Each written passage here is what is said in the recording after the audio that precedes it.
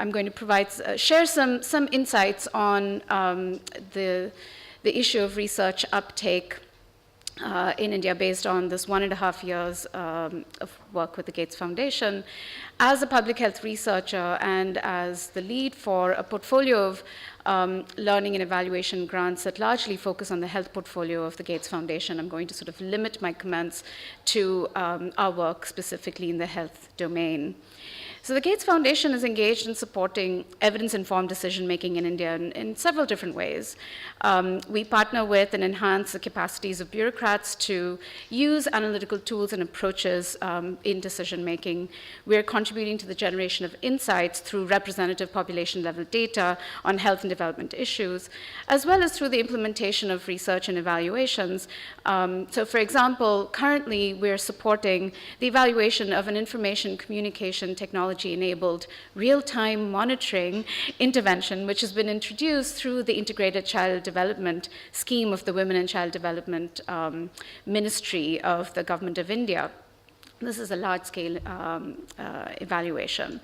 So across all of these initiatives, which are really still evolving and being refined, there's several emerging insights on the process of research uptake that I'd like to share with you very briefly. And by research uptake, I mean the dissemination, identification, and application of research-based evidence to inform decision-making. So based on the last 1.5 years that I've spent at the foundation, I've observed two interrelated sets of factors that I'm calling push and pull factors that influence research uptake. Simply put, push factors have to do with the production of research evidence, while pull factors have to do with the use of that evidence. Note that I'm deliberately not classifying the process of research uptake in terms of who produces research and who consumes research. In fact, in our experience, stakeholders involved often can and should be playing multiple roles, both of researcher and investigator as well as decision maker. And so this evening I'd like to highlight two push factor related challenges that we've experienced and two pull factor related challenges in order to generate discussion among my panelists and with you. So to start with the two push factor related challenges, the first is really generating the right evidence. And by the right evidence, I mean attempting to answer questions that are relevant to decision makers. Identifying and engaging stakeholders, decision makers, early on is critical to understand their needs, and that helps ensure that relevant questions are being explored and that appropriate methods are being used. So if the question that decision makers have is related to the impact of a particular intervention, that we might, for example, use quasi-experimental or experimental designs, whereas if the need is really to understand the ways in which an intervention leads to change, then we would use observational, mixed methods, or qualitative approaches. In the case of interventions, what we find is that researchers do not consistently ask questions such as for whom does the research-based solution work, how and why they work. Now that's something that 3IE pays close attention to. We must also consider whether interventions are being designed for large-scale implementation. Are they so complex that they can't be replicated? And often interventions are poorly packaged, manualized, or too expensive. These are all concerns that decision makers have. So engagement with decision makers over the course of research can help identify and refine the kinds of questions and the kinds of analyses that need to be produced so that the ultimate result of the research is useful for them. In this ongoing evaluation of this ICT intervention that I just mentioned, we found that engaging government stakeholders has pushed researchers to examine emerging findings from a variety of perspectives. So in this particular case, from the perspective of frontline community health workers, from the perspective of their supervisors, program managers at the block and district level, as well as state and national officials. And what this has done is it has led to the production of programmatic recommendations that are very specific and very tailored to these particular individuals. So engaging in research in this fashion is absolutely critical so that it's actually usable and useful. but it's also very demanding of researchers and decision makers. And this is the challenge. It demands that research teams have a strong leadership presence on the ground, leadership that can engage with stakeholders. It demands that researchers have access and the ability to forge relationships and engage in these kinds of conversations. It requires that researchers and decision makers are willing to invest time so that these kinds of feedback loops are active and ongoing.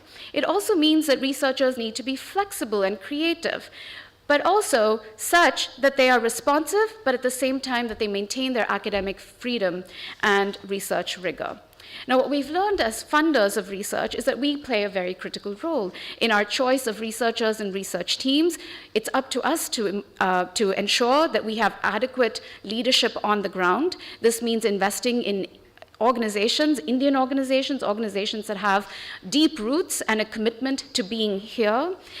We also need to pay attention to whether the research teams that we're investing in have the interest, the inclination, and the skills to actively engage key stakeholders. And in dialogue with the government, we need to set expectations of what research is and what it entails. This brings me to the second significant push challenge, and that is the need for what I call evidence curators and communicators, as well as mechanisms for these curators and communicators to use to disseminate and diffuse evidence. We've recognized the importance of curating, which is assembling, synthesizing, and packaging evidence, as well as selecting evidence to apply to particular decisions. And I'm going to move, because I have 2 minutes left, to the pull challenges, which are interlinked. These are not really two separate sets of factors. In the context of pull factors, the use of research, I think what we found is that we really need to better understand the nature of decision making. And there are a host of questions that I'd love to discuss this evening, from what types of evidence actually influence decisions. We're assuming here that research evidence is perhaps the most important kind of evidence as researchers. Of course, we think our evidence is the most important, but there are multiple types of evidence that decision makers use. How is research evidence understood and perceived? How do political imperatives, the nature, political salience, and presentation of research evidence influence what role it plays in decision making? Where do policy decisions get made? Are they debated? Where do debates occur? These are all questions that I believe we have not adequately understood. And without adequately understanding this, I think we're not in a really good position to promote the uptake of research. An additional and final pull challenge that I'd like to highlight is the need for enhanced systems and capacities to identify, select, and use evidence. And this includes the mechanisms and the incentives for using research evidence. If decisions are entirely political, there are few incentives to seek out and utilize research evidence. So again, I believe there's much for us to learn about the systems and capacities for using research evidence. The Gates Foundation has made a few baby steps in this direction, but I think we need to do a whole lot more, and I'm looking forward to the discussion. Thank you.